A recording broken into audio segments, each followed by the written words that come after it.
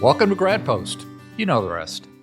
This is an update to episode 33 regarding suspended and retracted offers of admissions to students entering graduate programs in the United States.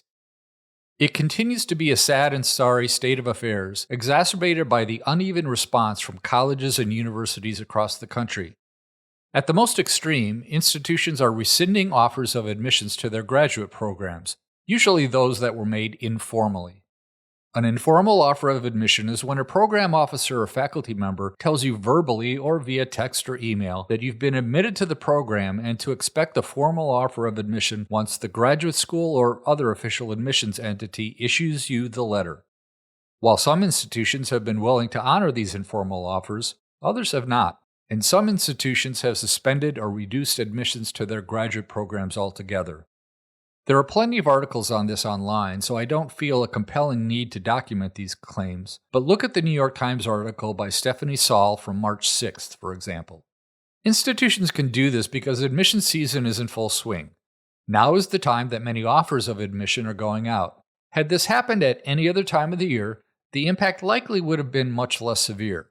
Either students would already have been enrolled, or applications portals would have been modified to reflect the fact that some programs were not admitting students.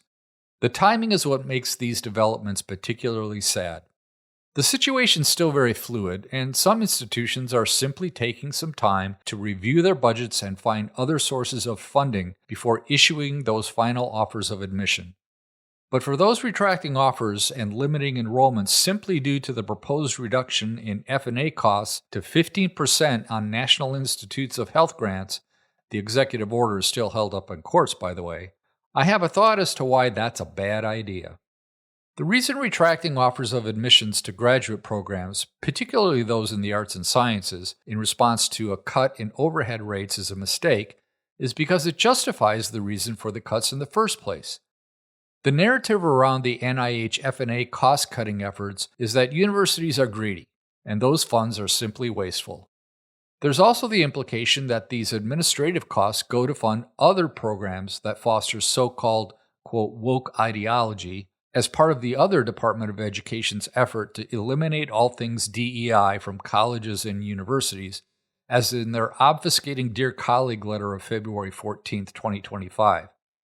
Well, cutting admissions to a graduate program in, let's say, African American Studies or Gender Studies is simply admitting that, yes, we use NIH indirect costs to fund graduate programs in areas that study things like social justice, cultural bias, and race relations. Those are important things to study, and I don't consider them promoting woke ideologies or fostering liberal indoctrination, but you know that the ones proposing these cuts do. The justification for requesting indirect costs on any grant, whether it's from NIH, NSF, the Department of Education, state agencies, or the local Chamber of Commerce, is that these funds are needed to cover the ancillary costs of doing that activity on campus. For example, if this program is new or needs more administrative staff to complete the work, institutions can request salary for these employees, but costs like office space, utilities, internet access, and even the small fraction of campus upkeep needed for additional activities are not covered in the direct costs. So, the indirect costs are added to help offset these overhead costs.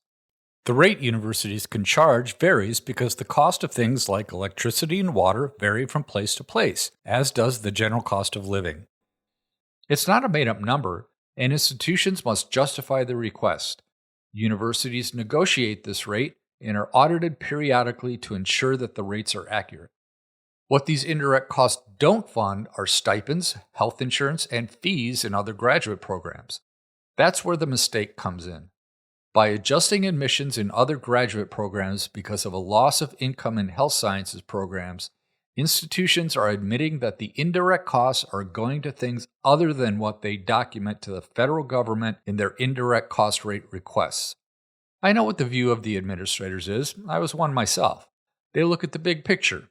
We lost X dollars here. We need to offset that loss with a reduction in X dollars in expenses somewhere else. Most higher education institutions are nonprofit organizations. The bottom line of income and expenditures needs to be zero. And they will tell you that the loss in indirect cost recovery has nothing to do with the hold on graduate admissions. The two things are not related. The institutions are simply responding to a loss in revenue by cutting costs in other areas. And they probably are cutting costs in other areas as well, but the optics are not good. Not only is the timing of these two events suspiciously close together, but suspending admissions in humanities and social science programs due to cutbacks in health and biomedical science fields is sending the message that the former programs are inferior. If the program cuts are across the board, all programs, then this message is somewhat muted, but it still looks like the liberal arts graduate programs are shouldering an inordinate share of the burden. There are cutbacks in the biomedical and health sciences to be sure. Johns Hopkins University, for example, just fired 2,200 people around the globe in response to lost USAID grants totaling some $800 million. But I'm not talking about that.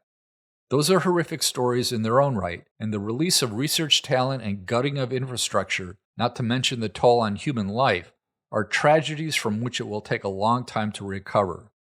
Those are cuts to direct costs due to loss of grant monies, however.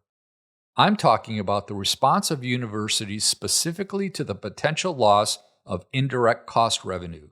The suspension of graduate admissions was swift in the wake of that announcement. I've said it before and I'll say it again.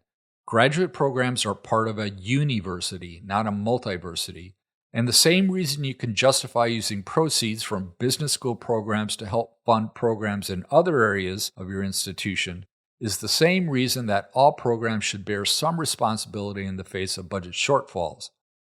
But just like the federal government is taking a sledgehammer to recover fraud and abuse funds in federal programs that require a scalpel to extract, colleges and universities are taking a sledgehammer to graduate admissions where thought and reflection are needed.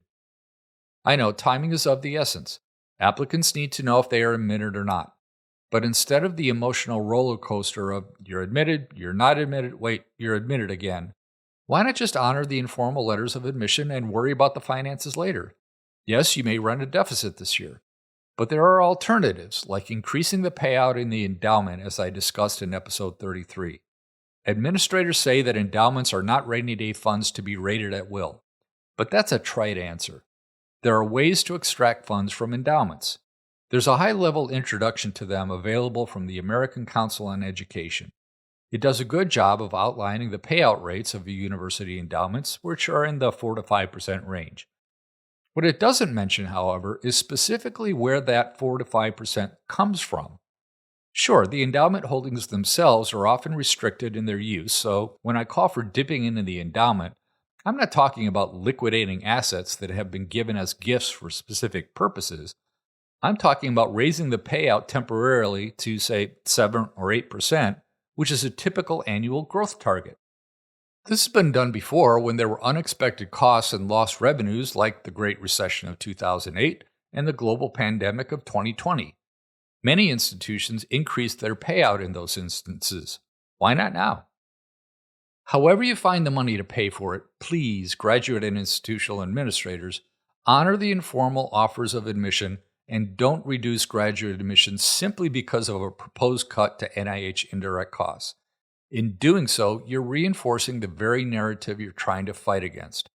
Every degree and every degree-seeking student counts.